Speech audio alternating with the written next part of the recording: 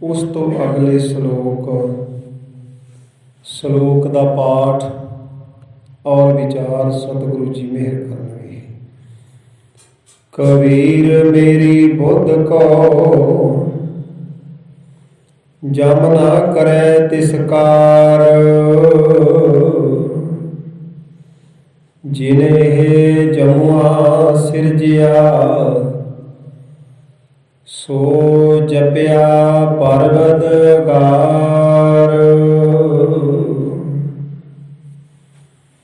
ਇਸ ਸ਼ਬਦ ਵਿੱਚ ਭਗਤ ਕਬੀਰ ਸਾਹਿਬ ਜੀ ਇਹ ਜ਼ਿਕਰ ਕਰਦੇ ਹਨ ਕਿ ਜੋ ਮਨੁੱਖ ਆਪਣੇ ਸਤਿਗੁਰੂ ਜੀ ਦੀ ਮਿਹਰ ਦਾ ਸਦਕਾ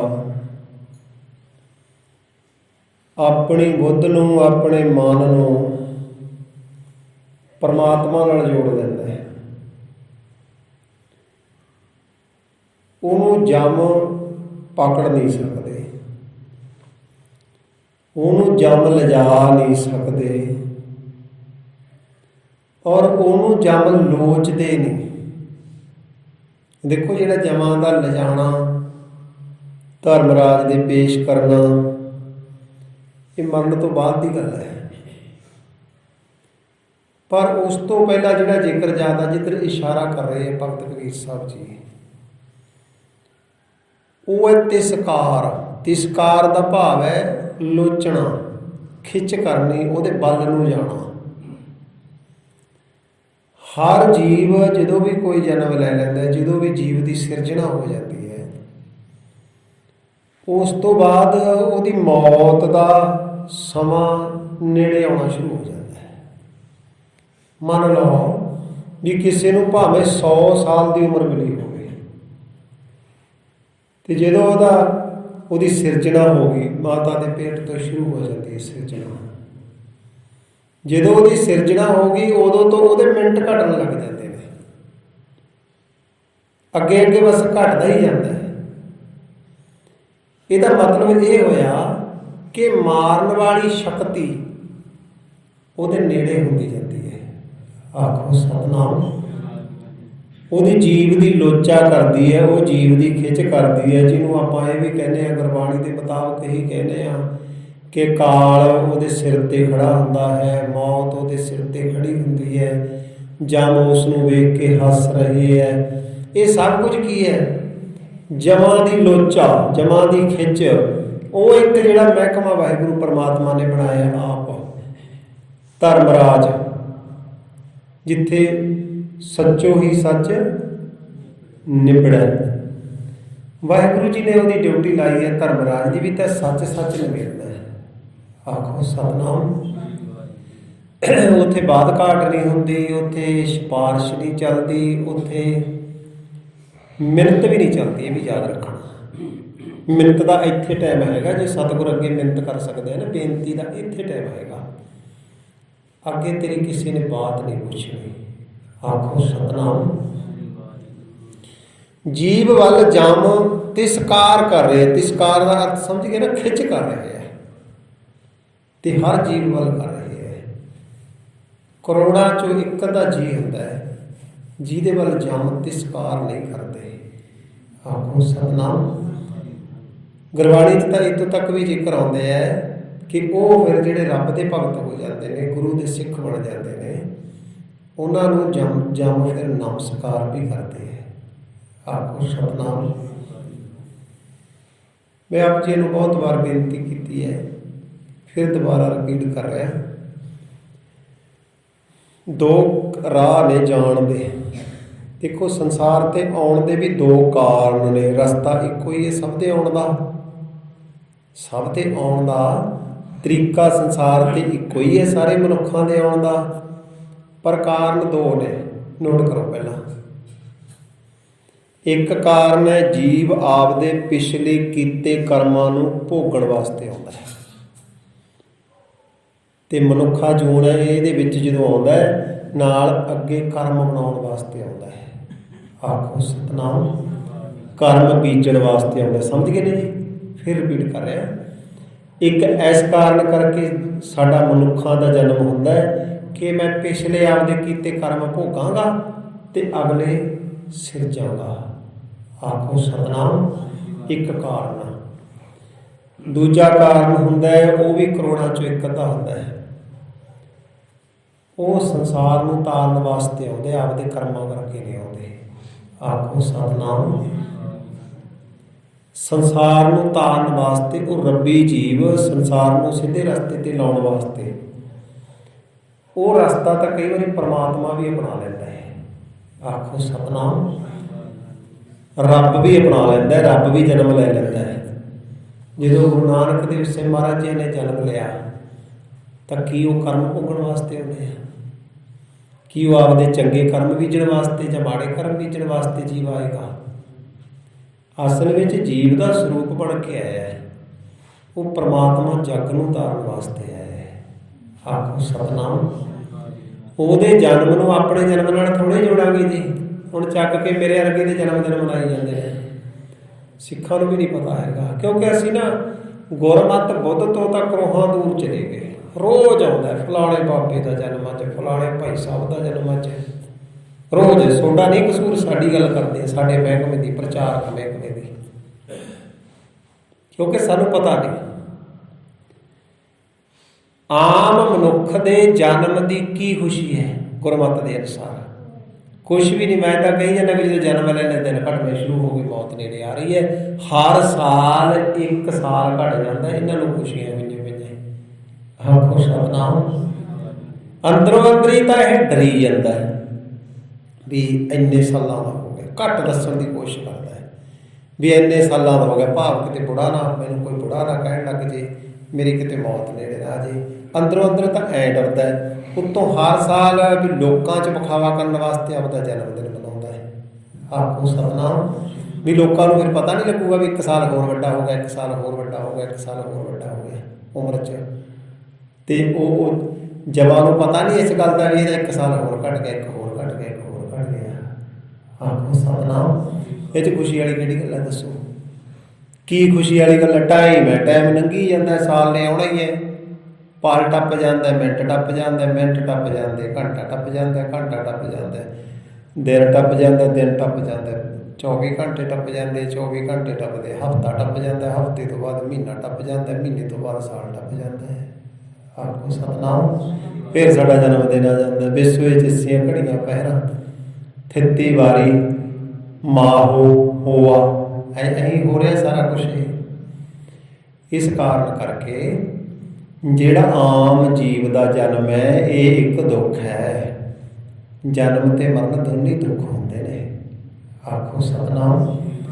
ਜਦੋਂ ਵੀ ਪੁਰਾਤਨ ਪੁਰਸ਼ ਗੁਰੂ ਸਾਹਿਬ ਅੱਗੇ ਜਾਂ ਜਿਸ ਅੱਗੇ ਵੀ ਬੇਨਤੀ ਕਰਨੀ ਹੈ, ਉਹ ਇਹੀ ਬੇਨਤੀ ਕਰਦੇ ਹੁੰਦੇ ਸੀ ਕਿ ਸਾਡਾ ਜਨਮ ਮਰਨ ਕੱਟ ਦਿਓ। ਐਂ ਥੋੜ੍ਹੀ ਇਕੱਲਾ ਕਿਹਾ ਜਾਂਦਾ ਵੀ ਸਾਡਾ ਮਰਨ ਕੱਟ ਦਿਓ। ਜਿਹਦਾ ਜਨਮ ਹੈ ਉਹਦਾ ਮਰਨ ਵੀ ਹੋਊਗਾ। ਆਖੋ ਸਤਿਨਾਮ। ਹੁਣ ਇਹ ਉਹਨਾਂ ਦਾ ਰਸਤਾ ਹੈ, ਮਨਮੁੱਖਾਂ ਦਾ, ਸੰਸਾਰ ਦਾ ਰਸਤਾ ਹੈ। ਇਸ ਰਸਤੇ ਸੰਸਾਰ ਆਉਂਦਾ ਹੈ। ਅਤੇ ਦੂਜਾ ਰਸਤਾ ਜਿਹੜਾ ਮੈਂ ਤੁਹਾਨੂੰ ਬੇਨਤੀ ਕੀਤੀ, ਦੂਜਾ ਕਾਰਨ, ਰਸਤਾ ਤਾਂ ਚਲੋ ਮੈਂ ਕਿਹਾ ਇੱਕੋ ਹੀ ਹੈ। ਦੂਜਾ ਕਾਰਨ ਹੈ ਜਿਹੜੇ ਸੰਸਾਰ ਨੂੰ ਤਾਰਨ ਵਾਸਤੇ ਆਉਂਦੇ ਹੈ। ਉਹ ਤਾਂ ਗੁਰੂ ਨਾਨਕ ਦੇਵ ਸਾਹਿਬ ਮਹਾਰਾਜ ਜੀ ਆਏ ਨੇ। ਹਾਂ, ਉਹਨਾਂ ਦਾ ਜਨਮ ਦਿਨ ਮਨਾਉਣ ਦਾ ਸਾਡਾ ਹੱਕ ਹੈ। ਕਿਉਂਕਿ ਪਰਮਾਤਮਾ ਆਪ ਸਾਡੇ 'ਚ ਜਨਮ ਲੈ ਕੇ ਆਇਆ, ਸਾਡੇ ਵਾਂਗੂ। ਆਖੋ ਸਤਿਨਾਮ। ਸਾਡੀ ਕਮਜ਼ੋਰੀ ਸੀ ਕਿ ਅਸੀਂ ਆਪਣੇ ਆਪ ਨੂੰ ਪਰਮਾਤਮਾ ਨਹੀਂ ਬਣਾ ਸਕੇ। ਸੁਣਿਓ ਗੁਰੂ ਨਾਨਕ ਦੇਵ ਸਾਹਿਬ ਮਹਾਰਾਜ ਦਾ ਜਨਮ ਦਿਨ ਕੀ ਹੈ। ਸਾਡੀ ਜੀਵਾਂ ਦੀ ਕਮਜ਼ੋਰੀ ਸੀ। ਉਹ ਵਾਹਿਗੁਰੂ ਪਰਮਾਤਮਾ ਨੇ ਆਪਦੇ ਅਵਤਾਰ ਭੇਜੇ ਵੱਖਰੇ ਵੱਖਰੇ ਯੁੱਗਾਂ ਦੇ ਵਿੱਚ, ਵੱਖਰੇ ਵੱਖਰੇ ਸਮੇਂ ਦੇ ਵਿੱਚ। ਪਹਿਲੇ 3 ਯੁੱਗਾਂ ਦੇ ਵਿੱਚ ਵਾਹਿਗੁਰੂ ਜੀ ਨੇ ਆਪਣੇ ਅਵਤਾਰ ਭੇਜੇ। ਜਿਵੇਂ ਆਪਾਂ ਕਹਿੰਦੇ ਵੀ ਆਪ ਦਾ ਕੋਈ ਹੋਰ ਬੰਦਾ ਭੇਜ ਦਿਓ। ਉਹਨੇ ਭੇਜੇ ਅਤੇ ਉਹਨਾਂ ਦੇ ਕਾਰਨ ਕਰਕੇ ਸੰਸਾਰ ਨੂੰ ਸਮਝ ਨਹੀਂ ਆਈ। ਚਲੋ ਬਹੁਤ ਸਾਰੇ ਤਰੇ, ਪਰ ਸਾਰੇ ਸੰਸਾਰ ਨੂੰ ਇਸ ਗੱਲ ਦੀ ਨਹੀਂ ਸਮਝ ਆਈ। ਜਾਣੀ ਇਹ ਕਹਿ ਲਓ ਕਿ ਸੰਸਾਰ ਦੀ ਧਾਰਮਿਕ ਤੇ ਜੋ ਕਿ ਜਿਹਨੂੰ ਆਪਾਂ ਰੂਹਾਨੀਅਤ ਕਹਿੰਦੇ ਹਾਂ, ਰੂਹਾਨੀਅਤ ਬੁੱਧ ਕਮਜ਼ੋਰ ਹੁੰਦੀ ਗਈ। ਅੱਜ ਹੋਰ ਵੀ ਕਮਜ਼ੋਰ ਹੋ ਗਈ। ਵੀ ਮੈਂ ਬੇਨਤੀ ਕਰ ਦੇਵਾਂ, ਮੈਂ ਦਾਅਵਾ ਨਾਲ ਕਹਿਣਾ ਇਸ ਗੱਲ ਨੂੰ ਕਿ ਸਿੱਖਾਂ ਦੇ ਵਿੱਚੋਂ ਮੰਨ ਲਓ 1 ਲੱਖ ਦੇ ਵਿੱਚੋਂ ਸਿੱਖਾਂ ਦੇ ਵਿੱਚੋਂ 5 ਪ੍ਰਚਾਰਕ ਹੈ, ਇਹ ਕਹਿ ਲਓ ਮੋਟੇ ਜ਼ਿਆਦਾ ਜਿਹੜੇ ਵਧੀਆ ਪ੍ਰਚਾਰ ਕਰਦੇ ਹੈ, 5 ਪ੍ਰਚਾਰਕ ਹੈ ਤੇ 5 ਦੇ ਵਿੱਚੋਂ ਮੈਂ ਦਾਅਵੇ ਨਾਲ ਕਹਿਣਾ 1 ਗੁਰਬਾਣੀ ਦੇ ਸਹੀ, ਪੂਰੇ ਤਾਂ ਕੋਈ ਵੀ ਨਹੀਂ ਕਰ ਸਕਦਾ, 1 ਗੁਰਬਾਣੀ ਦੇ ਸਹੀ ਅਰਥ ਕਰ ਸਕਦਾ ਹੈ। ਬਾਕੀ ਸਾਡੀ ਬੁੱਧ ਇੰਨੀ ਕਮਜ਼ੋਰ ਹੋ ਗਈ ਵੀ ਅੱਜ ਸਾਡੇ ਤੋਂ ਗੁਰਬਾਣੀ ਜਿਹੜੀ ਕਿ ਸਾਡੇ ਕੋਲੇ 500 ਸਾਲ ਦੀ ਆਈ ਹੋਈ ਹੈ ਉਹਦੇ ਵੀ ਅਰਥ ਨਹੀਂ ਹੁੰਦੇ। ਆਖੋ ਸਤਨਾਮ। ਬੁੱਧ ਇੰਨੀ ਕਮਜ਼ੋਰ ਹੋ ਗਈ, ਧਾਰਮਿਕ ਔਰ ਰੂਹਾਨੀਅਤ ਤੌਰ 'ਤੇ ਸਾਡੀ ਹੁਣ ਹੋਰ ਹੀ ਕੁਛ ਅਰਥ ਦੁਨਿਆਵੀ ਅਰਥ ਨਿਕਲਦੇ ਹੈ ਗੁਰਬਾਣੀ ਦੇ। ਖੈਰ ਕੀ ਹੈ ਗੁਰੂ ਨਾਨਕ ਦੇਵ ਸਿੰਘ ਮਹਾਰਾਜ ਜੀ ਦਾ ਆਉਣਾ, ਕੀ ਹੈ ਜਨਮ ਗੁਰੂ ਨਾਨਕ ਦੇਵ ਸਿੰਘ ਮਹਾਰਾਜ ਜੀ ਦਾ। ਵਾਹਿਗੁਰੂ ਪਰਮੇਸ਼ਰ ਨੇ ਜਦੋਂ ਉਹ ਸਾਰਾ ਭਾਈ ਗੁਰਦਾਸ ਸਾਹਿਬ ਜੀ ਦੀ ਬਾਤ ਦੇ ਵਿੱਚ ਆਉਂਦਾ ਹੈ ਵੀ ਜਦੋਂ ਧਰਤੀ ਇਹਨਾਂ ਮਨਮੁਖ ਸੰਸਾਰ ਦੇ ਨਾਲ, ਪਾਪਾਂ ਦੇ ਨਾਲ, ਭਾਰ ਦੇ ਨਾਲ ਮਰ ਰਹੀ ਸੀ, ਫਿਰ ਧਰਤੀ ਬਿਰਲਾਪੀ, ਫਿਰ ਪਰਮਾਤਮਾ ਨੇ ਪੁਕਾਰ ਸੁਣੀ, ਫਿਰ ਪਰਮਾਤਮਾ ਨੇ ਆਪ ਜਨਮ ਲਿਆ। ਇਹਨੂੰ ਕਹਿੰਦੇ ਜੀ ਅਵਤਾਰ। ਰੂਟੀਨ ਦੇ ਵਿੱਚ ਤਾਂ ਮੈਂ ਪਹਿਲਾਂ ਦੂਜੇ ਨੂੰ ਵੀ ਅਵਤਾਰ ਕਹਿ ਦਿੱਤਾ, ਉਹ ਰੂਟੀਨ ਦੇ ਸ਼ਬਦ ਬਣ ਜਾਂਦੇ ਨੇ। ਇਹਨੂੰ ਕਹਿੰਦੇ ਆ ਅਵਤਾਰ, ਜਦੋਂ ਸ਼ਬਦੀ ਅਰਥ ਕਰਦਾ ਹੈ। ਅਵਤਾਰ ਦਾ ਅਰਥ ਹੁੰਦਾ ਉੱਪਰੋਂ ਹੇਠਾਂ ਨੂੰ ਉਤਰਾਉਣਾ। ਅਵਤਾਰ ਕੋਈ ਬੜਾ ਵਧੀਆ ਸ਼ਬਦ ਨਹੀਂ ਹੁੰਦਾ ਵੀ ਅਵਤਾਰ ਧਾਰਨ ਦਾ ਭਾਵ ਵੀ ਕੋਈ ਵੱਡਾ ਬਣ ਜਾਣਾ। ਅਵਤਾਰ ਦਾ ਭਾਵ ਹੁੰਦਾ ਛੋਟਾ ਬਣ ਜਾਣਾ, ਇਹ ਕਹਿ ਲਓ ਉੱਪਰੋਂ ਹੇਠਾਂ ਨੂੰ ਉਤਰਨਾ। ਤੇ ਆਪਾਂ ਐਂ ਕਿਉਂ ਕਹਿੰਦੇ ਵੀ ਗੁਰੂ ਨਾਨਕ ਦੇਵ ਸਿੰਘ ਮਹਾਰਾਜ ਜੀ ਨੇ ਅਵਤਾਰ ਧਾਰਿਆ, ਉਹ ਇਸ ਕਰਕੇ ਕਹਿੰਦੇ ਆ ਵੀ ਪਰਮਾਤਮਾ ਉੱਪਰੋਂ ਜਾਣੀ ਆਪਦੇ ਪਰਮੇਸ਼ਰ ਸਰੂਪ ਤੋਂ, ਗੁਪਤ ਸਰੂਪ ਤੋਂ ਜਨਮ ਲੈ ਕੇ ਸਾਡੇ ਵਿੱਚ ਉਤਰ ਆਇਆ। ਆਖੋ ਸਤਨਾਮ। ਹੁਣ ਉਹਨੂੰ ਤਾਂ ਨਾ ਜਨਮ ਹੈ, ਉਹ ਜਨਮ ਕਰਕੇ ਥੋੜ੍ਹੀ ਹੈ ਜਿਹੜਾ ਆਪਾਂ ਨੂੰ ਜਨਮ ਹੈ ਜੀ ਕਰਮਾਂ ਦਾ, ਉਹ ਨਹੀਂ। ਉਹਨੂੰ ਨਾ ਤਾਂ ਜਨਮ ਹੈ ਜਨਮ ਦਾ, ਇਹਦਾ ਮਤਲਬ ਉਹਨੂੰ ਕੋਈ ਦੁੱਖ ਨਹੀਂ, ਨਾ ਉਹਨੂੰ ਮਰਨ ਹੈ, ਕਿਉਂਕਿ ਜਨਮ ਮਰਨ ਦੋਹੋਂ ਮੇ ਨਾਹੀ ਜਨ ਪਰਉਪਕਾਰੀ ਆਏ। ਉਹ ਤਾਂ ਪਰਉਪਕਾਰ ਕਰਨ ਵਾਸਤੇ ਆਏ ਨੇ। ਜੀ ਦਾਨ ਦੇ ਭਗਤੀ ਲਾਇਨ, ਜਿਹਨੂੰ ਜਿਹਨੂੰ ਵੀ ਮਿਲਦੇ ਆ ਉਹਨੂੰ ਜੀ ਦਾਨ ਦੇ ਦਿੰਦੇ ਨੇ, ਜ਼ਿੰਦਗੀ ਦਾ ਦੱਸ ਦਿੰਦੇ ਨੇ ਵੀ ਜ਼ਿੰਦਗੀ ਹੁੰਦੀ ਕਾਹਦੇ ਵਾਸਤੇ। ਜੀ ਦਾਨ ਦੇ ਭਗਤੀ ਲਾਇਨ ਹਰ ਸੋ ਲੈਣ ਮਿਲਾਏ, ਉਹਨਾਂ ਨੂੰ ਵੀ ਰੱਬ ਨਾਲ ਮਿਲਾ ਦਿੰਦੇ ਆ। ਆਖੋ ਸਤਨਾਮ। ਇੱਕ ਉਹਨਾਂ ਦਾ ਆਉਣਾ, ਜਾਣੀ ਦੋ ਕਾਰਨ ਹੈ ਸੰਸਾਰ 'ਤੇ ਆਉਣ ਦੇ। ਇੱਕ ਉਹਨਾਂ ਦਾ ਜਿਹੜੇ ਤਾਰਨ ਵਾਸਤੇ ਆਉਂਦੇ ਆ, ਇੱਕ ਉਹ ਜਿਹੜੇ ਕਰਮ ਭੋਗਣ ਵਾਸਤੇ ਆਉਂਦੇ ਆ। ਆਖੋ ਸਤਨਾਮ। ਹੁਣ ਇਸੇ ਤਰ੍ਹਾਂ ਜਾਣ ਦੇ ਵੀ ਦੋ ਹੀ ਰਸਤੇ ਹੈ। ਮੌਤ ਦਾ ਕਾਰਨ ਕੋਈ ਵੀ ਹੋ ਸਕਦਾ ਹੈ, ਉਸ ਪੱਖ 'ਚ ਨਾ ਬੈਠ ਜਾਣਾ ਕਿਤੇ। ਮੌਤ ਲੱਖਾਂ ਕਾਰਨਾਂ ਕਰਕੇ ਹੈ। ਬਿਮਾਰੀ ਕਾਰਨ ਹੋ ਸਕਦੀ ਹੈ, ਜ਼ਹਿਰ ਕਾਰਨ ਹੋ ਸਕਦੀ ਹੈ, ਕੋਈ ਜ਼ਹਿਰੀਲਾ ਜਾਨਵਰ ਡਸ ਜਾਏ ਉਹਦੇ ਕਾਰਨ ਹੋ ਸਕਦੀ ਹੈ, ਕਿਸੇ ਵੀ ਕੋਈ ਇੱਦਾਂ ਹੀ ਸਾਹ ਸਵਾਸ ਰੁਕ ਜਾਏ ਉਹਦੇ ਕਾਰਨ ਹੋ ਸਕਦੀ ਹੈ, ਐਕਸੀਡੈਂਟ ਦੇ ਕਾਰਨ ਹੋ ਸਕਦੀ ਹੈ। ਕਿਸੇ ਵੀ ਕਾਰਨ ਕਰਕੇ ਮੌਤ ਦੇ ਪਤਾ ਨਹੀਂ, ਇਹ ਸਰੀਰਕ ਮੌਤ ਦੇ ਕਾਰਨ ਪਤਾ ਨਹੀਂ ਕਿੰਨੇ ਹੈ। ਪਰ ਮੌਤ ਤੋਂ ਬਾਅਦ ਜਿਹੜਾ ਜਾਣਾ ਹੈ ਉਹ 2 ਰਸਤੇ ਹੈ। ਆਖੋ ਸਤਨਾਮ। ਇੱਕ ਰਸਤਾ ਹੈ ਮਨਮੁਖ ਸੰਸਾਰ ਦਾ, ਜਿਹੜਾ ਆਪਦੇ ਕਰਮ ਭੋਗ ਜਾਂਦਾ ਹੈ। ਕਰਮ ਭੋਗਣ ਤੋਂ ਬਾਅਦ ਉਹਨੂੰ ਜਮ ਲੈ ਜਾਂਦੇ ਨੇ, ਜਮ ਧਰਮਰਾਜ ਦੇ ਪੇਸ਼ ਕਰ ਦਿੰਦੇ ਆ।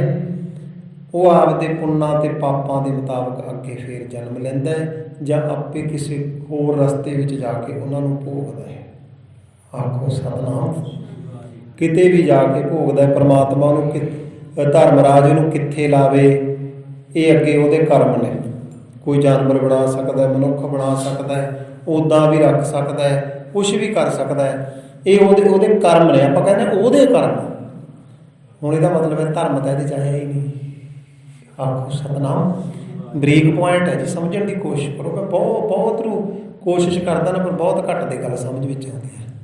ਫਿਰ ਸੁਣੋ, ਜਮ ਲੈ ਜਾਂਦੇ ਆ। ਗੁਰਬਾਣੀ 'ਚੋਂ ਕਹਿ ਰਿਹਾ, ਰਿਕਾਰਡਿੰਗ ਹੋ ਰਹੀ ਹੈ, ਜਵਾਬ ਦੇਵਾਂਗਾ ਇਸ ਗੱਲ ਦਾ। ਹੀ ਨਹੀਂ ਹੈ ਵੀ ਦੇਖੋ ਜੀ ਕੋਈ ਡਰਨ ਡਰਾਉਣ ਦੀਆਂ ਗੱਲਾਂ ਨੇ, YouTube 'ਤੇ ਪਾਉਣਾ ਮੈਂ। ਕੋਈ ਵੀ ਦੁਨੀਆ 'ਤੇ ਕੋਈ ਵੀ ਸੁਣ ਸਕਦਾ ਹੈ। ਹੁਣ ਵੇਖੋ, ਜਮ ਲੈ ਜਾਂਦੇ ਆ, ਧਰਮਰਾਜ ਦੇ ਪੇਸ਼ ਕਰ ਦਿੰਦੇ ਆ। ਇਹਦੇ ਪੁੰਨ ਤੇ ਪਾਪ ਇਹਦਾ ਰਿਜ਼ਲਟ ਕੱਢਦੇ ਆ। ਹੁਣ ਜਿਹੜਾ ਪੁੰਨ ਤੇ ਪਾਪ ਹੈ, ਇਹਦੇ ਵਿੱਚ ਧਰਮ ਕੋਈ ਨਹੀਂ ਹੁੰਦਾ। ਕੋਈ ਮਨਮੁਖ ਬੰਦਾ ਜਾ ਕੇ ਕਿਸੇ ਜਾਨਵਰਾਂ ਨੂੰ ਦਾਣੇ ਪਾਵੇ, ਧਰਮ ਦਾ ਤਾਂ ਕੋਈ ਮਤਲਬ ਨਹੀਂ। ਜਿਵੇਂ ਕਿਹੜੇ ਧਰਮ ਦਾ ਬੰਦਾ, ਇਸ ਗੱਲ ਦਾ ਤਾਂ ਕੋਈ ਮਤਲਬ ਨਹੀਂ। ਇਹਦਾ ਮਤਲਬ ਪੁੰਨ ਦੇ ਵਿੱਚ ਧਰਮ ਕੋਈ ਨਹੀਂ ਹੁੰਦਾ। ਗੱਲ ਬੜੀ ਔਖੀ ਲੱਗੂਗੀ ਵੀ ਆਹ ਤਾਂ ਜੀ ਅਸੀਂ ਤਾਂ ਜੀ ਕੁਛ ਹੋਰ ਬਣਾਈ ਬੈਠੇ ਸੀ, ਤੁਸੀਂ ਕੁਛ ਹੋਰ ਹੀ ਬਣਾਤਾ। ਪੁੰਨ ਦੇ ਵਿੱਚ ਧਰਮ ਕੋਈ ਨਹੀਂ ਹੁੰਦਾ। ਇਹ ਗਿਆਨ ਵੇਦ ਦੇ ਰਹੇ ਇੱਥੋਂ ਤੱਕ। ਵੇਦਾਂ ਮਹਿ ਨਾਮ ਉੱਤਮ, ਇਦੋਂ ਅੱਗੇ ਤਾਂ ਹੀ ਤਾਂ ਫਿਰ ਨਾਮ ਨੂੰ ਉੱਤਮ ਮੰਨਿਆ ਜਾਂਦਾ ਹੈ। ਉਦੋਂ ਬਾਅਦ ਜੇ ਆਪਾਂ ਪਾਪ ਦਾ ਪੱਖ ਲਈਏ ਵੀ ਕੋਈ ਬੰਦਾ ਪਾਪ ਕਰ ਰਿਹਾ ਹੈ ਤੇ ਪਾਪੀ ਦਾ ਧਰਮ ਕਿਹੜਾ ਹੁੰਦਾ ਹੈ? ਕੋਈ ਵੀ ਨਹੀਂ। ਆਖੋ ਸਤਨਾਮ।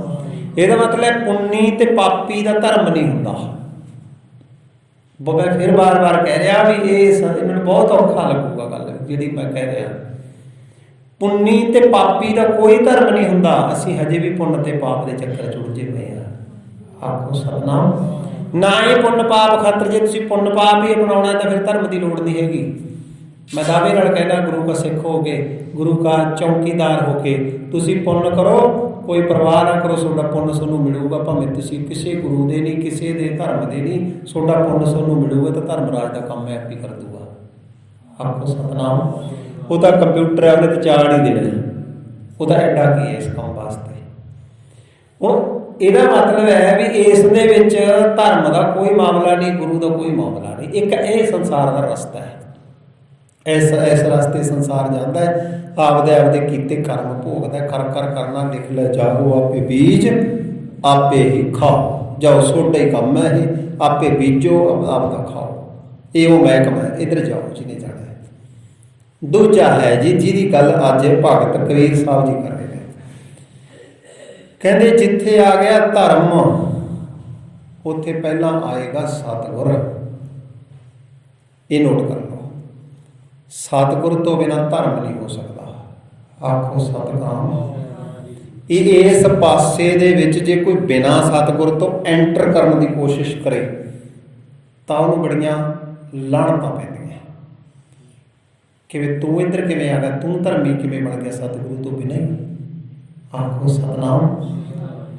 ਇੱਥੇ ਸ਼ਬਦ ਚੱਲ ਗਿਆ, ਸਤਿਗੁਰ ਬਾਝੋਂ ਗੁਰ ਨਹੀਂ ਕੋਏ। ਤੂੰ ਕਿਤੋਂ ਪੁੱਛ ਕੇ ਆ ਗਿਆ ਇੱਧਰ, ਤੈਨੂੰ ਕਿ ਤੂੰ ਜਾ ਧਰਮ ਰਾਜ ਵਾਲੇ ਪਾਸੇ।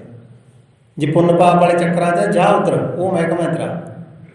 ਤੇ ਜੇ ਇੱਧਰ ਆਉਣ ਦੀ ਕੋਸ਼ਿਸ਼ ਕਰੇ ਧਰਮੀਆਂ ਵਾਲੇ ਪਾਸੇ, ਮਨਮੁਖ ਬੰਦਾ ਧਰਮੀਆਂ ਵਾਲੇ, ਅੰਮ੍ਰਿਤ ਛਕਣ ਦੀ ਕੀ ਲੋੜ ਹੈ ਜੀ, ਆਪਣਾ ਮਨ ਸਾਫ਼ ਹੈ। ਆਖੋ ਸਤਨਾਮ। ਆਪ ਪੁੱਛ ਮਹਾਰਾਜ ਨੂੰ। ਮਹਾਰਾਜ ਕਹਿੰਦੇ ਤੂੰ ਇੱਧਰ ਜੇ ਐਂਟਰ ਕਰਨ ਦੀ ਕੋਸ਼ਿਸ਼ ਵੀ ਕਰੀਏ ਨਾ, ਤੇਰਾ ਅਸੀਂ ਐਂ ਕਹਾਂਗੇ ਵੀ ਤੇਰਾ ਇੱਥੇ ਨਾਂ ਲੈਣ ਦਾ ਵੀ ਕੋਈ ਹੱਕ ਨਹੀਂ ਹੈਗਾ। ਆਖੋ ਸਤਨਾਮ। ਸਤਿਗੁਰ ਬਾਝੋਂ ਗੁਰ ਨਹੀਂ ਕੋਏ, ਨਿਗੁਰੇ ਕਾ ਹੈ ਨਾਉ ਬੁਰਾ। ਨਿਗੁਰੇ ਦਾ ਤੇ ਇੱਥੇ ਨਾਂ ਲੈਣਾ ਵੀ ਬੁਰਾ ਹੈ। ਆਖੋ ਸਤਨਾਮ। ਤੁਸੀਂ ਕਹਿੰਦੇ ਹੋ ਅਸੀਂ ਸਿੱਖ ਬਣ ਗਏ, ਨਿਗੁਰਾ ਸਿੱਖ ਬਣ ਜੂਗਾ। ਇਹ ਕਿਹਨੇ ਚਲਾਤੀ ਕਿ ਸਿੱਖੀ ਨਵੀਂ ਵੀ ਨਿਗੁਰਾ ਵੀ ਸਿੱਖ ਹੋ ਸਕਦਾ ਹੈ, ਕਿਉਂਕਿ ਸਿੱਖ ਤਾਂ ਗੁਰੂ ਦਾ ਹੀ ਹੁੰਦਾ ਹੈ। ਆਖੋ ਸਤਨਾਮ। ਜੇ ਇੱਧਰ ਆਉਣਾ ਭਾਈ, ਹਾਂ ਰਾਹ ਇੱਥੇ ਗੁਰੂ ਗ੍ਰੰਥ ਸਾਹਿਬ ਮਹਾਰਾਜ ਜੀ ਦੇ ਘਰ ਵਾਸਤੇ ਦੋਨੇ ਰਾਹ ਖੁੱਲੇ ਆ। ਜੇ ਪੁੰਨ ਪਾਪ ਕਰਨੇ ਆ ਤੂੰ ਇੱਥੇ ਪੁੰਨ ਕਰ ਲੈ, ਲੰਗਰ ਲਾ ਲੈ, ਕੋਈ ਹੋਰ ਜੋ ਤੈਨੂੰ ਦੱਸ ਦਿਆਂਗੇ ਵੀ ਆਹ ਜਿੰਨੇ ਮਰਜ਼ੀ ਪੁੰਨ ਕਰ ਲੈ। ਇੱਥੋਂ ਪੁੰਨਾਂ ਦੀ ਸਿੱਖਿਆ ਵੀ ਦਿੱਤੀ ਜਾਂਦੀ ਹੈ, ਖੁੱਲ੍ਹਾ ਰਾਹ। ਕਿਉਂਕਿ ਇਹ ਨਹੀਂ ਕਿਹਾ ਜਾ ਸਕਦਾ ਕਿ ਗੁਰੂ ਗ੍ਰੰਥ ਸਾਹਿਬ ਮਹਾਰਾਜ ਕੇਵਲ ਸਿੱਖਾਂ ਦੇ ਜਾਂ ਅੰਮ੍ਰਿਤਧਾਰੀਆਂ ਦੇ, ਇਹ ਰਾਹ ਖੁੱਲ੍ਹਾ ਹੈ। ਪਰ ਜੇ ਤੂੰ ਕਹੇ ਮੁਕਤੀ ਚੁਕਤੀ ਵਾਲਾ ਰਾਹ, ਜੇ ਤੂੰ ਕਹੇ ਪ੍ਰਮਾਤਮਾ ਵਾਲਾ ਰਾਹ, ਫਿਰ ਪਹਿਲਾਂ ਸਤਿਗੁਰ ਵਾਲਾ ਹੋ। ਆਖੋ ਸਤਨਾਮ। ਸਤਿਗੁਰ ਬਾਝੋਂ ਗੁਰ ਨਹੀਂ ਕੋਏ, ਨਿਗੁਰੇ ਕਾ ਹੈ ਨਾਉ ਬੁਰਾ।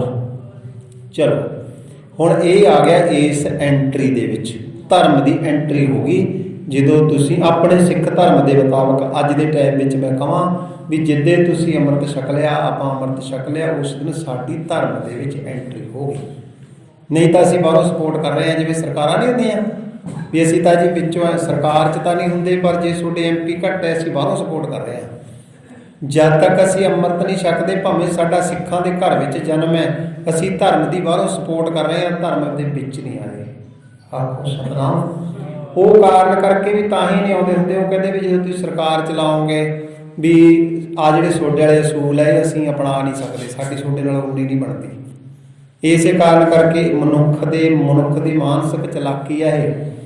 ਜਦੋਂ ਤੂੰ ਗੁਰੂ ਨੂੰ ਚੰਗਾ ਮੰਨਦਾ ਹੈ, ਗੁਰੂ ਗ੍ਰੰਥ ਸਾਹਿਬ ਮਹਾਰਾਜ ਨੂੰ ਚੰਗਾ ਮੰਨਦਾ ਹੈ, ਗੁਰੂ ਨਾਨਕ ਦੇਵ ਸਾਹਿਬ ਮਹਾਰਾਜ ਜੀ ਨੂੰ ਸਤਿਗੁਰ ਮੰਨਦਾ ਹੈ, ਗੁਰੂ ਗੋਬਿੰਦ ਸਿੰਘ ਮਹਾਰਾਜ ਦੀਆਂ ਕੁਰਬਾਨੀਆਂ ਨੂੰ, ਗੁਰੂ ਗੋਬਿੰਦ ਸਿੰਘ ਮਹਾਰਾਜ ਨੂੰ ਚੰਗਾ ਮੰਨਦਾ ਹੈ, ਉਹਨਾਂ ਨੂੰ ਧੰਨ ਕਹਿਣਾ ਹੈ, ਤੇ ਫਿਰ ਤੈਨੂੰ ਅੰਮ੍ਰਿਤ ਛਕਣ ਵਿੱਚ ਕੀ ਘਾਟਾ ਪੈਣ ਲੱਗਿਆ?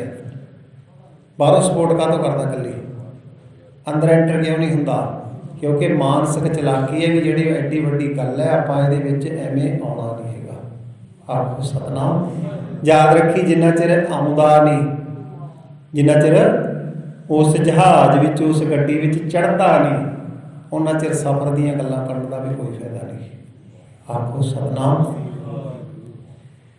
ਜਦੋਂ ਇਹਦੇ ਵਿੱਚ ਐਂਟਰ ਹੋ ਗਿਆ, ਫਿਰ ਸਾਡੇ ਕੋਲ ਗੁਰਮੰਤਰ ਹੈ। ਗੁਰਮੰਤਰ ਪੂਰਾ ਧਿਆਨ ਦਿਓ,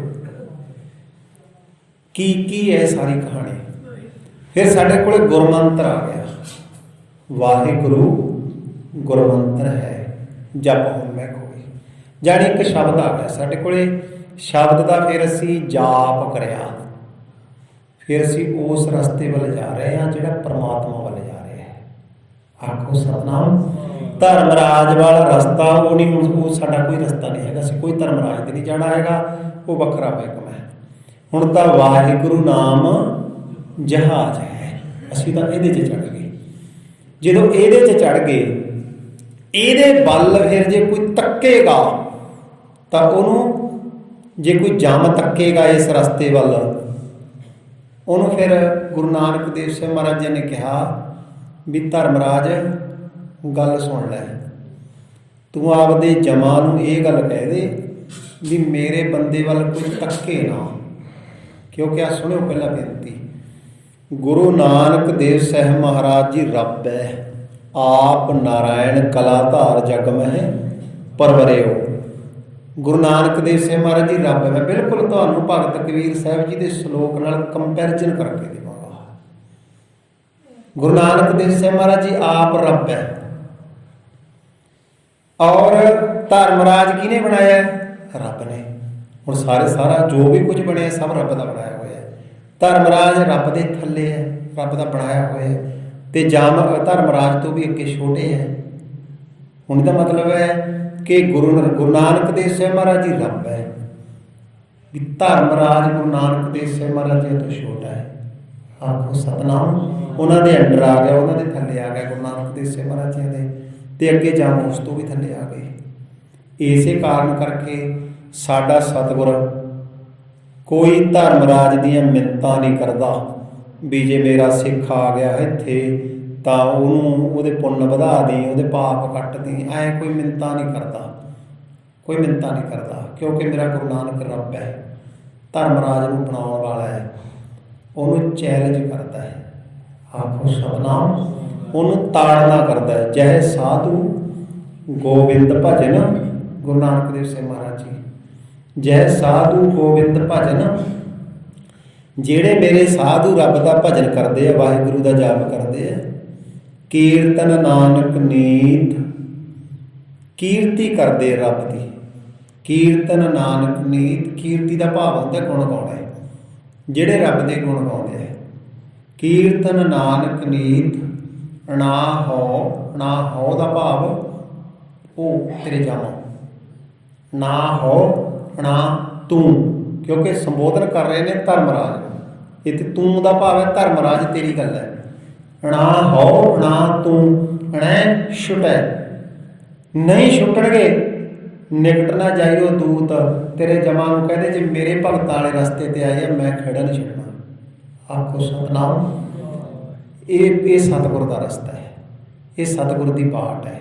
ਇਹਦੀ ਬਾਟ ਦੇ ਵਿੱਚ ਕੋਈ ਐਂਟਰ ਨਹੀਂ ਹੋ ਸਕਦਾ, ਇੱਥੇ ਤਾਂ ਜੰਮ ਵੀ ਨਹੀਂ ਆ ਸਕਦੇ। ਆਖੋ ਸਤਿਨਾਮ। ਕਿਉਂਕਿ ਗੁਰੂ ਨਾਨਕ ਦੇਵ ਸਾਹਿਬ ਮਹਾਰਾਜ ਜੀ ਨੇ ਇਹਨਾਂ ਨੂੰ ਤਾੜਨਾ ਕੀਤੀ ਹੋਈ ਹੈ ਵਿੱਚੇ ਧਰਮਰਾਜ ਨੂੰ, ਜੇ ਮੇਰੇ ਬੰਦਿਆਂ ਦੇ ਨੇੜੇ ਆਇਓ ਤੇ ਮੈਂ ਤੁਹਾਡਾ ਖਹਿੜਾ ਨਹੀਂ ਛੱਡਣਾ। ਇਹ ਗੱਲ ਭਗਤ ਕਬੀਰ ਸਾਹਿਬ ਜੀ ਵੀ ਕਹਿ ਰਹੇ ਨੇ। ਕਬੀਰ ਸਾਹਿਬ ਕਹਿੰਦੇ ਮੇਰੀ ਬੁੱਧ ਭਾਵ ਮੇਰੀ ਜਿਹੜੀ ਆਤਮ ਹੈ ਉਹਨੂੰ ਜੰਮ ਨਹੀਂ ਤੱਕਦੇ, ਕਿਉਂਕਿ ਅਸੀਂ ਜਮਾਂ ਵਾਲੇ ਰਸਤੇ ਤੇ ਚੱਲ ਨਹੀਂ ਰਹੇ। ਆਖੋ ਸਤਿਨਾਮ। ਅਸੀਂ ਗੁਰੂ ਵਾਲੇ ਰਸਤੇ ਤੇ ਚੱਲ ਰਹੇ ਹਾਂ। ਭਗਤ ਕਬੀਰ ਸਾਹਿਬ ਜੀ ਬਚਨ ਕਰ ਰਹੇ ਨੇ, ਕਬੀਰ ਮੇਰੀ ਬੁੱਧ ਕੋ ਜਮ ਨਾ ਕਰੈ ਤਿਸਕਾਰ। ਇੱਥੇ ਬੁੱਧ ਦਾ ਭਾਵ ਮੇਰੀ ਆਤਮਾ। ਭਗਤ ਸਾਹਿਬ ਜੀ ਕਹਿੰਦੇ ਵੀ ਮੇਰੀ ਆਤਮਾ ਨੂੰ ਜਮ ਤਿਸਕਾਰ ਨਹੀਂ ਕਰ ਸਕਦੇ, ਟੱਚ ਨਹੀਂ ਕਰ ਸਕਦੇ, ਨੇੜੇ ਨਹੀਂ ਆ ਸਕਦੇ। ਜਿਨ ਇਹ ਜਮੁਆ ਸਿਰਜਿਆ ਸੋ ਜਪਿਆ ਪਰਬਦਗਾਰ। ਭਗਤ ਸਾਹਿਬ ਜੀ ਕੀ ਕਾਰਨ ਸੰਸਾਰ ਨੂੰ ਜਮ ਪਕੜ ਲੈ ਕੇ ਜਾਈ ਜਾਂਦੇ ਨੇ ਤੇ ਸੋਡੀ ਬੁੱਧ ਨੂੰ ਕਿਉਂ ਨਹੀਂ ਜਮ ਪਕੜ ਸਕਦੇ? ਕਿਉਂ ਨਹੀਂ ਤਿਸਕਾਰ ਕਰਦੇ? ਕਿਉਂ ਨਹੀਂ ਤੇਹ ਕਰਦੇ? ਕਿਉਂ ਨਹੀਂ ਤੱਕਦੇ ਤੇਰੇ ਵੱਲ? ਭਗਤ ਕਬੀਰ ਸਾਹਿਬ ਜੀ ਕਹਿੰਦੇ ਇਹ ਬਣਾਏ ਹੈ ਪਰਮਾਤਮਾ ਨੇ, ਜਿਹੜੇ ਜਮ ਬਣਾਏ ਹੈ। ਔਰ ਮੈਂ ਪਰਮਾਤਮਾ ਨੂੰ ਮੰਨਦਾ, ਮੇਰੇ ਕੋਲੇ ਪਰਮਾਤਮਾ ਦਾ ਮੰਤਰ ਹੈ। ਪਰਮਾਤਮਾ ਦੇ ਮੰਤਰ ਤੋਂ ਜਮ ਡਰਦੇ ਹੈ। ਆਖੋ ਸਤਿਨਾਮ। ਡਰਦੇ ਹੈ, ਭੂਤ ਪ੍ਰੇਤ ਵੀ ਡਰਦੇ ਹੈ।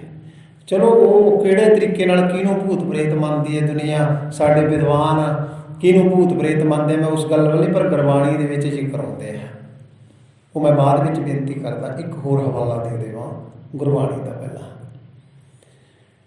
ਸਤਿਗੁਰੂ ਸੱਚੇ ਪਾਤਸ਼ਾਹ ਜੀ ਬਚਨ ਕਰਦੇ ਨੇ, ਗੁਰੂ ਅਰਜਨ ਦੇਵ ਸਿੰਘ ਜੀ ਮਹਾਰਾਜ, ਸੋਰਠ ਮਹੱਲਾ ਪੰਜਵਾਂ, ਗੁਰੂ ਕਾ ਸ਼ਬਦ ਰਖਵਾਰੇ। ਆ ਜਿੱਥੇ ਗੁਰੂ ਦਾ ਬਚਨ ਆ ਗਿਆ, ਜਿੱਥੇ ਗੁਰੂ ਦਾ ਸਿੱਖ ਆ ਗਿਆ, ਜਿੱਥੇ ਗੁਰੂ ਦਾ ਸ਼ਬਦ ਆ ਗਿਆ, ਉੱਥੇ ਜਮਾਂ ਦਾ ਕੀ ਹਾਲ ਹੁੰਦਾ ਹੈ। ਗੁਰ ਕਾ ਸ਼ਬਦ ਰਖਵਾਰੇ ਚੌਕੀ ਚੌਗਿਰਦ ਹਮਾਰੇ। ਸਾਰੇ ਸਾਢੇ ਚਾਰ ਚੁਫੇਰੇ ਚੌਂਕੀ ਲੱਗ ਜਾਂਦੀ ਹੈ ਗੁਰੂ ਦੇ ਸ਼ਬਦ ਦੀ। ਰਾਮ ਨਾਮ ਮਨ ਲਾਗਾ, ਜਦੋਂ ਮਨ ਰੱਬ ਦੇ ਨਾਮ ਨਾਲ ਲੱਗ ਗਿਆ, ਜਮ ਲੱਜ ਆਏ ਕਰ ਭਾਗਾ, ਜਮ ਉੱਥੋਂ ਸ਼ਰਮਸ਼ਾਰ ਹੋ ਕੇ ਭੱਜ ਜਾਂਦੇ। ਆਖੋ ਸਤਿਨਾਮ। ਇਹਦਾ ਪਾਠ ਐਂ ਕਰਨਾ ਜੀ, ਟਿਕ ਕੇ ਮਾੜਾ ਜਿਹਾ ਟਾਈਮ ਦੇ ਕੇ ਪਾਠ ਨੂੰ। ਜਮ ਲੱਜ ਆਏ ਕਰ ਭਾਗਾ। ਜੇ ਪਾਠ ਤੇਜ਼ੀ ਨਾਲ ਹੋ ਗਿਆ ਅਰਥ ਗਲਤ ਹੋ ਜੂ। ਜਮ ਲਜਾਏ ਕਰ ਭਾਗਾ ਵੀ ਜਮ ਲੈ ਕੇ ਭੱਜ ਜਾਣਗੇ, ਅਰਥ ਗਲਤ ਹੋ ਗਿਆ, ਉਲਟ ਹੋ ਗਿਆ ਅਰਥ। ਜੇ ਪਾਠ ਤੇਜ਼ ਵੀ ਹੋਗਾ, ਕਹਿੰਦੇ ਕਿ ਕੀ ਹੋ ਜਾਂਦਾ ਜੀ, ਕਹਿੰਦੇ ਤੁਸੀਂ ਇੰਨਾ ਕਿੰਤੂ ਕਰਦੇ, ਬਹੁਤ ਕੁਝ ਹੋ ਜਾਂਦਾ ਹੈ, ਕਿਉਂਕਿ ਅਰਥ ਵਾਲੇ ਨੂੰ ਪਤਾ ਹੁੰਦਾ ਹੈ। ਜਮ ਲੱਜ, ਲੱਜ ਦਾ ਭਾਵ ਸ਼ਰਮ। ਜਮਾਂ ਨੂੰ ਸ਼ਰਮ ਆਉਂਦੀ ਹੈ, ਜਿੱਥੇ ਰੱਬ ਦੇ ਨਾਮ ਵਾਲਾ ਬੈਠਾ ਹੋਵੇ ਉਹ ਭੱਜ ਜਾਂਦੇ ਹੈ। ਆਖੋ ਸਤਿਨਾਮ। ਸੰਤ ਬਾਬਾ ਸੇਵਾ ਸਿੰਘ ਜੀ ਬੈਠੇ ਆ ਰਾਮਪੁਰ ਖੇੜਾ ਸਾਹਿਬ ਦੇ ਵਿੱਚ ਸਾਡੇ। ਉਹਨਾਂ ਦੇ ਉਸਤਾਦ ਸੰਤ ਬਾਬਾ ਹਰਨਾਮ ਸਿੰਘ ਜੀ ਰਾਮਪੁਰ ਖੇੜੇ ਵਾਲੇ, ਸ਼ਾਇਦ ਹੀ ਕੌਮ ਦਾ ਕੋਈ ਪ੍ਰਚਾਰਕ ਇਹੋ ਜਿਹਾ ਹੋਏਗਾ ਜਿਨ੍ਹਾਂ ਨੇ ਉਹਨਾਂ ਦੀ ਜੀਵਨੀ ਨਾ ਪੜ੍ਹੀ ਹੋਵੇ, ਕਿਉਂਕਿ ਪੁੱਛਦੇ ਸੁਣਦੇ ਰਹਿੰਦੇ ਅਸੀਂ ਇੱਕ ਦੂਜੇ ਨੂੰ। ਉਹਨਾਂ ਨੇ ਜਦੋਂ ਰਾਮਪੁਰ ਖੇੜਾ ਸਾਹਿਬ ਦੇ ਵਿੱਚ ਜਾ ਕੇ ਉਸ ਜਗ੍ਹਾ ਨੂੰ ਬਰੋਸਾਇਆ ਕਹਿ ਲਓ, ਆਬਾਦ ਕੀਤਾ ਕਹਿ ਲਓ। ਉੱਥੇ ਬਹੁਤ ਵੱਡਾ ਕਹਿੰਦੇ ਜੰਗਲ ਸੀ। ਮੈਂ ਪਹਿਲਾਂ ਕਿਹਾ ਮੈਨੂੰ ਨਹੀਂ ਪਤਾ ਕੀ ਗੱਲਬਾਤ ਹੈ, ਮੈਂ ਤਾਂ ਦੇਖੋ ਉਵੇਂ ਕਹਿ ਰਿਹਾ ਜਿਵੇਂ ਪੜ੍ਹਿਆ, ਕਿ ਉੱਥੇ ਬਹੁਤ ਸਾਰੀਆਂ ਕੋਈ ਇਹੋ ਜਿਹੀਆਂ ਸ਼ਕਤੀਆਂ ਜਿਹਨੂੰ ਸੰਸਾਰ ਭੂਤ ਪ੍ਰੇਤਾਂ ਕਹਿੰਦੇ ਆ, ਇਹੋ ਜਿਹੀਆਂ ਸ਼ਕਤੀਆਂ ਉੱਥੇ ਰਹਿੰਦੀਆਂ ਸੀ। ਉਹ ਤਾਂ ਹਜੇ ਤੱਕ ਬੈਠੇ ਆ ਉੱਥੋਂ ਉਸ ਸਮੇਂ ਦੇ ਬੰਦੇ, ਕਿ ਉਸ ਝਿੜੀ ਦੇ ਵਿੱਚ, ਆਪਣੇ ਇੱਧਰ ਹੋ ਕੇ ਉਸ ਤਰ੍ਹਾਂ ਦੇ ਏਰੀਏ ਨੂੰ ਝਿੜੀ ਸ਼ਬਦ ਵਰਤਦੇ ਆ। ਉਸ ਝਿੜੀ ਦੇ ਵਿੱਚ ਕੋਈ ਵੜਦਾ ਨਹੀਂ ਸੀ। ਤੇ ਜਿੱਥੋਂ ਤੱਕ ਮੈਂ ਪੜ੍ਹਿਆ ਵੀ ਜਦੋਂ ਮਹਾਂਪੁਰਖ ਉੱਥੇ ਆਏ ਤੇ ਆ ਕੇ ਉੱਥੇ ਜਦੋਂ ਬੈਠੇ ਤੇ ਸੰਗਤਾਂ ਨੇ, ਪਿੰਡ ਦੇ ਲੋਕਾਂ ਨੇ, ਆਸੇ ਪਾਸੇ ਦੇ ਪਿੰਡਾਂ ਦੇ ਲੋਕਾਂ ਨੇ ਦੂਰੋਂ ਇਸ਼ਾਰਾ ਕਰਕੇ ਬਾਬਾ ਜੀ ਨੂੰ ਬਾਹਰ ਬੁਲਾ ਲਿਆ ਸੀ ਵੀ ਬਾਬਾ ਜੀ ਇੱਥੇ ਆਓ, ਤੁਸੀਂ ਭਗਤੀ ਕਰਦੇ ਹੋ? ਹਾਂ ਜੀ, ਕੋਈ ਗੱਲ ਨਹੀਂ, ਤੁਸੀਂ ਭਗਤੀ ਕਰੋ, ਸਾਡੇ ਘਰੇ ਬੈਠੋ, ਸਾਡੇ ਪਿੰਡ ਬੈਠੋ, ਸਾਡੇ ਪਿੰਡ ਜਗ੍ਹਾ ਦੇ ਦੇਣਾ ਤੁਹਾਨੂੰ ਅਸੀਂ, ਤੇ ਇੱਥੇ ਨਾ ਤੁਸੀਂ ਬੈਠੋ, ਇੱਥੇ ਬੜੀਆਂ ਖਤਰਨਾਕ ਸ਼ਕਤੀਆਂ ਨੇ, ਇੱਥੇ ਕੋਈ ਰਹਿ ਨਹੀਂ ਸਕਿਆ, ਉਹ ਕੋਈ ਨਾ ਕੋਈ ਨੁਕਸਾਨ ਹੋ ਜਾਣਾ ਤੁਹਾਡਾ, ਪਤਾ ਨਹੀਂ ਕਿਉਂ। ਬਾਬਾ ਜੀ ਕਹਿੰਦੇ ਵੀ ਕੋਈ ਗੱਲ ਨਹੀਂ। ਹੁਣ ਉਹਨਾਂ ਕੋਲੇ ਗੁਰਮੰਤਰ ਹੈ, ਉਹ ਬਾਬਾ ਹੈ ਜਿਹਨੇ ਆਪਦੇ ਜੱਟ ਜ਼ਿਮੀਂਦਾਰੇ ਦੇ ਸਮੇਂ ਦੇ ਵਿੱਚ ਵੀ ਹਲ ਵਾਹ ਕੇ ਵੀ ਜਦੋਂ ਰਾਤ ਨੂੰ ਬੰਦੇ ਨੂੰ ਥੱਕੇ ਨੂੰ ਨੀਂਦ ਆਉਣੀ ਤੇ ਫਿਰ ਪਾਣੀ ਦੇ ਵਿੱਚ ਖੜ ਕੇ ਭਗਤੀ ਕਰਨੀ, ਵੀ ਬੰਦੇ ਨੂੰ ਨੀਂਦ ਨਹੀਂ ਆਉਂਦੀ ਪਾਣੀ 'ਚ ਖੜ ਕੇ, ਉਹਦੀ ਉਹ ਕਮਾਈ ਹੈ ਕਲਗੀਆਂ ਵਾਲੇ ਪਾਤਸ਼ਾਹ ਦੀ ਕਿਰਪਾ ਦਾ ਸਦਕਾ। ਹੁਣ ਉਹਨੂੰ ਇਹ ਜਿਹੀਆਂ ਗੱਲਾਂ ਦਾ ਕੀ ਭਲਾ ਹੋਣ ਲੱਗਿਆਗਾ। ਉਹ ਕਹਿੰਦਾ ਜੀ ਕੋਈ, ਮਹਾਰਾਜ ਕਹਿੰਦੇ, ਬਾਬਾ ਜੀ ਕਹਿੰਦੇ ਵੀ ਕੋਈ ਗੱਲ ਨਹੀਂ ਹੈਗੀ, ਬਾਬਾ ਹਰਨਾਮ ਸਿੰਘ ਜੀ ਕਹਿੰਦੇ। ਚਲੋ ਸਮਾਂ ਬੀਤਦਾ ਗਿਆ ਤੇ ਜਿਸ ਦਿਨ ਉਹਦੀ ਆਬਾਦੀ ਦੀ ਗੱਲ ਸ਼ੁਰੂ ਹੋਈ, ਫਿਰ ਕੋਈ ਨੌਜਵਾਨ ਇੰਨੀ ਕੁ ਹਿੰਮਤ ਕਰਨ ਲੱਗਿਆ, ਪਿੰਡ ਦਾ ਇੱਕ ਨੌਜਵਾਨ ਥੋੜ੍ਹਾ ਜਿਹਾ ਹਿੰਮਤ ਉਹਨੇ ਕੀਤੀ ਵੀ ਬਾਬਾ ਜੀ ਨੂੰ ਅੰਦਰ ਜਾ ਕੇ ਬਸ ਲੰਗਰ ਫੜਾਇਆ ਆਉਂਦਾ ਸੀ। ਇੰਨੀ ਹਿੰਮਤ ਬਹੁਤ ਵੱਡੀ ਮੰਨੀ ਜਾਂਦੀ ਸੀ, ਬੜਾ ਤਾਕਤ ਵਾਲਾ ਹੈ, ਜਾ ਕੇ ਉੱਥੇ ਦੇ ਆਉਂਦਾ ਲੰਗਰ। ਇੰਨੀ ਜਗ੍ਹਾ ਨੂੰ ਉਸ ਨੂੰ ਖਤਰਨਾਕ ਮੰਨਿਆ ਜਾਂਦਾ ਸੀ।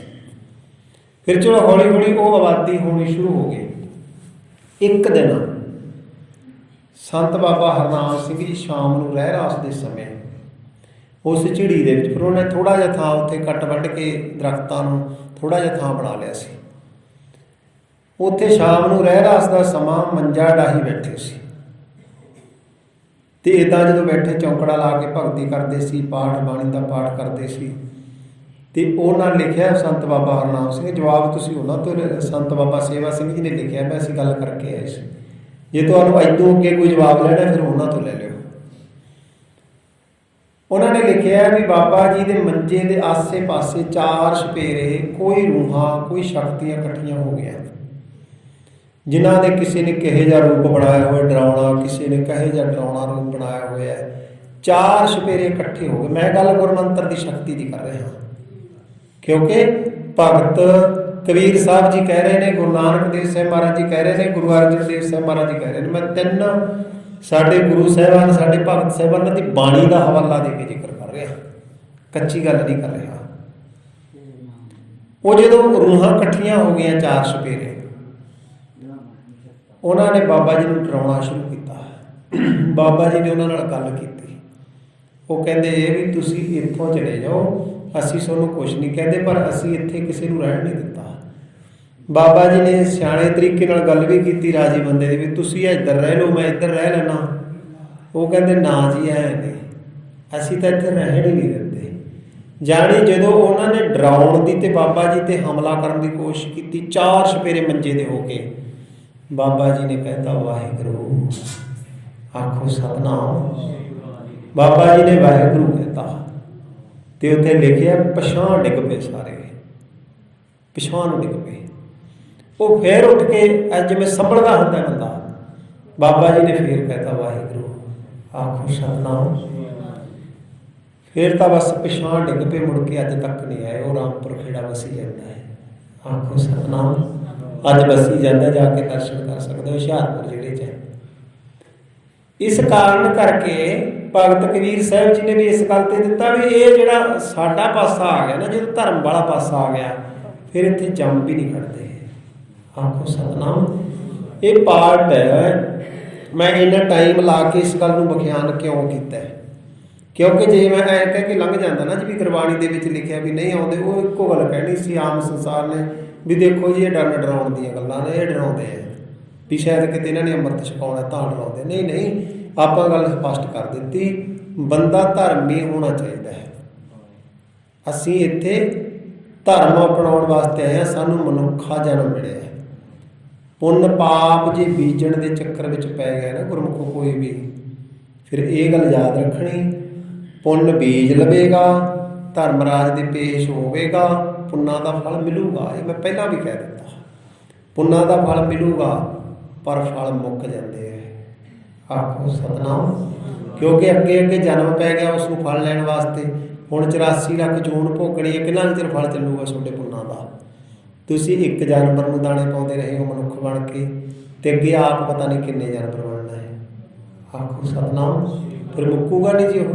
ਮੰਨ ਲਓ ਵੀ ਤੁਸੀਂ ਇਕੱਲੇ ਕਬੂਤਰਾਂ ਨੂੰ ਦਾਣੇ ਪਾਉਂਦੇ ਰਹੇ ਕੋਠੇ ਤੇ, ਬਹੁਤ ਵੱਡਾ ਪੁੰਨ ਕਰਦਾ ਜੀ। ਫਿਰ ਜਦੋਂ ਤੁਸੀਂ ਕਬੂਤਰ ਦੀ ਜੂਨ 'ਚ ਕੋਈ ਜਾਏਗਾ, ਉਦੋਂ ਤਾਂ ਦਾਣੇ ਮਿਲ ਜਾਣਗੇ ਵੀ ਪੁੰਨ ਬੀਜਿਆ। ਮੈਂ ਕਹਿੰਦਾ ਕਿਧਰੇ ਨਹੀਂ ਜਾਂਦਾ, ਮਿਲੂਗਾ। ਪਰ ਜਦੋਂ ਅਗਲੀ ਜੂਨ 'ਚ ਫੇਰ ਆਖੋ ਸਤਿਨਾਮ, ਫਿਰ ਅਗਲਾ ਕੀ ਮਿਲੂ? ਅੱਛਾ, ਨਾਲ ਨਾਲ ਸਾਡੇ ਤੋਂ ਪਾਪ ਵੀ ਹੋ ਰਿਹਾ। ਜਦੋਂ ਅਸੀਂ ਧਰਮਰਾਜ ਵਾਲੇ ਪਾਸੇ ਜਾਵਾਂਗੇ, ਉਹ ਪਾਪ ਵੀ ਹੋਊਗਾ, ਫਿਰ ਪਾਪਾਂ ਦੀ ਨਾਲ ਨਾਲ ਸਜ਼ਾ ਵੀ ਮਿਲੂਗੀ। ਆਖੋ ਸਤਿਨਾਮ। ਇਸ ਕਰਕੇ ਅਸੀਂ ਇਸ ਪਾਸੇ ਨੂੰ ਨਹੀਂ ਜਾਣਾ, ਅਸੀਂ ਜਾਣਾ ਗੁਰੂ ਵਾਲੇ ਪਾਸੇ ਨੂੰ। ਜਦੋਂ ਗੁਰੂ ਵਾਲੇ ਪਾਸੇ ਨੂੰ ਆ ਗਏ, ਹੁਣ ਆਹ ਸਾਰੀ ਕਹਾਣੀ ਆਪਾਂ ਨੂੰ ਸਮਝ ਆ ਗਈ ਨਾ ਜੀ। ਦੋਨੇ ਪਾਰਟ ਵੱਖਰੇ ਵੱਖਰੇ ਆਪਾਂ ਕਰਕੇ ਗੁਰਮਤਿ ਵਿੱਚੋਂ ਸਮਝ ਲਏ। ਜਦੋਂ ਸਾਰੀ ਕਹਾਣੀ ਸਮਝ ਆ ਗਈ, ਫਿਰ ਅਸੀਂ ਕੀ ਲੈਣਾ ਜਮਾਂ ਤੋਂ, ਤੇ ਕੀ ਲੈਣਾ ਹੈ ਪੁੰਨ ਪਾਪ ਤੋਂ, ਤੇ ਕੀ ਲੈਣਾ ਅਸੀਂ ਧਰਮਰਾਜ ਤੋਂ। ਇਹਨਾਂ ਵਾਲੇ ਕਾਗਜ਼ ਆਪਾਂ ਪਾੜ ਹੀ ਦਿੱਤੇ। ਆਖੋ ਸਤਿਨਾਮ। ਕਿਉਂਕਿ ਇਹ ਜਿਹੜਾ ਲੇਖਾ ਸੀ, ਇਹ ਲੇਖਾ ਸਾਡੇ ਆ ਗਿਆ ਸਮਝ। ਜਦੋਂ ਲੇਖਾ ਸਮਝ ਆ ਗਿਆ, ਆਪਾਂ ਕਾਹਤੋਂ ਛੇੜਾਂਗੇ ਇਹਨੂੰ? ਜਦੋਂ ਕੋਈ ਕਹਦੇ ਵੀ ਇਹਦੇ 'ਚ ਭਾਈ ਕਰੰਟ ਆਇਆ ਤਾਰਾਂ 'ਚ, ਆਪਾਂ ਕਿਉਂ ਛੇੜਾਂਗੇ, ਆਪਾਂ ਕੀ ਲੈਣਾ ਪੁੰਨਾ ਪਾਪਾਂ ਤੋਂ, ਆਪਾਂ ਕੀ ਲੈਣਾ ਧਰਮਰਾਜ ਤੋਂ, ਆਪਾਂ ਇਹ ਰਾਹ ਹੀ ਛੱਡਤਾ। ਆਖੋ ਸਤਨਾਮ। ਜਦੋਂ ਰਾਹ ਛੱਡਤਾ ਹੁਣ ਮੈਨੂੰ ਕੋਈ ਡਰ ਨਹੀਂ, ਡੱਕਾ ਡਰ ਨਹੀਂ ਮੈਨੂੰ ਕਿਸੇ, ਨਾ ਪੁੰਨ ਦਾ, ਨਾ ਪਾਪ ਦਾ, ਨਾ ਜਮ ਦਾ, ਨਾ ਧਰਮਰਾਜ ਦਾ, ਕੋਈ ਭੈ ਨਹੀਂ ਹੈਗਾ। ਮੇਰੇ ਆਪ ਦਾ ਨਾ ਪ੍ਰੈਕਟੀਕਲ ਹੈ, ਮੈਂ ਉਹ ਕਹਿਣਾ ਨਹੀਂ ਚਾਹੁੰਦਾ ਇਸ ਚੀਜ਼ ਨੂੰ। ਕੋਈ ਭੈ ਨਹੀਂ ਹੈਗਾ ਸਾਨੂੰ ਕਿਸੇ ਜਮਾ ਜੁਮਾ ਦਾ, ਕੋਈ ਡਰ ਨਹੀਂ, ਨਾ ਸਾਨੂੰ ਕਿਸੇ ਮਰਨ ਦਾ ਡਰ ਹੈ। ਕਿਉਂ? ਕਿਉਂਕਿ ਸਾਡਾ ਗੁਰੂ ਮਾਲਕ ਹੈ। ਆਖੋ ਸਤਨਾਮ। ਤੇ ਜਿਹਦਾ ਗੁਰੂ ਮਾਲਕ ਹੈ ਉਹਨੇ ਫਿਰ ਆਹ ਗੱਲ ਇੱਥੋਂ ਕਹਿ ਦਿੱਤੀ, ਇਹ ਮੋੜ ਤੋਂ ਇਹ ਗੁਰਬਾਣੀ ਦਾ ਹੱਲ ਹੁੰਦਾ ਜੀ। ਇਸ ਮੋੜ ਤੇ ਜਾ ਕੇ ਉਹਨੇ ਗੱਲ ਕਹਿ ਦਿੱਤੀ, ਧਰਮ ਰਾਏ ਦਰ ਕਾਗਦ ਫਾੜੇ। ਆਪਾਂ ਧਰਮਰਾਜ ਵਾਲੇ ਕਾਗਜ਼ ਉਹ ਮਾਰੇ ਚਲਾ ਕੇ। ਫਾੜੇ ਦਾ ਮਤਲਬ ਫੈਂਕਣਾ ਵੀ ਹੁੰਦਾ, ਪਾੜਨਾ ਵੀ ਹੁੰਦਾ, ਜਿਹੜਾ ਮਰਜ਼ੀ ਅਰਥ ਲੈ ਲਓ, ਸਹੀ ਹੈ।